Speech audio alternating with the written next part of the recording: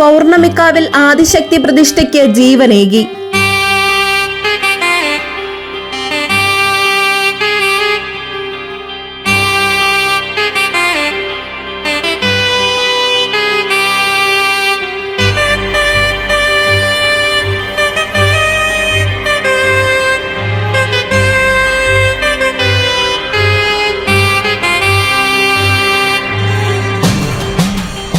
തിരുവനന്തപുരം വെങ്ങാനൂർ പൗർണമിക്കാവ് ശ്രീ ബാലത്രിപുര സുന്ദരി ദേവീ ക്ഷേത്രത്തിൽ ലോകത്തിൽ ആദ്യമായി ആദിശക്തി വിഗ്രഹത്തിന് പ്രാണപ്രതിഷ്ഠ നടന്നു. പ്രപഞ്ചത്തെ ആകെ നിയന്ത്രിക്കുന്ന ശക്തിയാണ് ആദിശക്തി.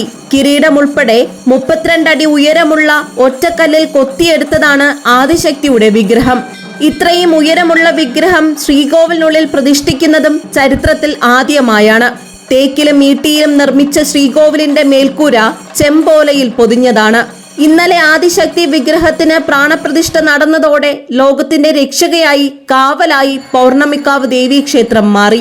മധുര മീനാക്ഷി ക്ഷേത്രത്തിലെ മുഖ്യ പുരോഹിതനായ ബ്രഹ്മശ്രീ ശങ്കര സുബ്രഹ്മണ്യ ശിവാചാര്യരും തിരുനെൽവേലി ശ്രീ ത്രിപുരാന്തീശ്വര ക്ഷേത്രത്തിലെ മുഖ്യ പുരോഹിതനായ ശിവശ്രീ ഭാഗ്യരാജ് ശിവാചാര്യരും ആസാമിലെ കാമാഖ്യ ക്ഷേത്രത്തിലെ മുഖ്യ പുരോഹിതനായ അശോക് ഭട്ടാചാര്യയും ക്ഷേത്രം മഠാധിപതി സിൻഹ ഗായത്രിയും ചേർന്നാണ് പ്രാണപ്രതിഷ്ഠാ ചടങ്ങുകൾക്ക് കാർമ്മികത്വം വഹിച്ചത്.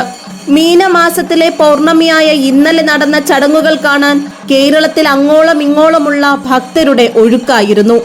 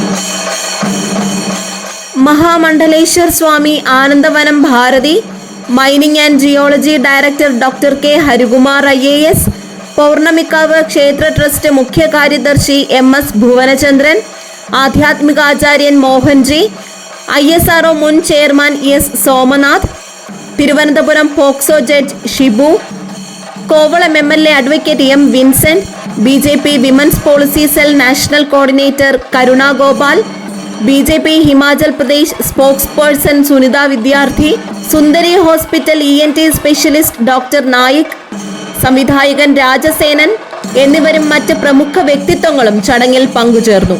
GTV news Balaramapuram.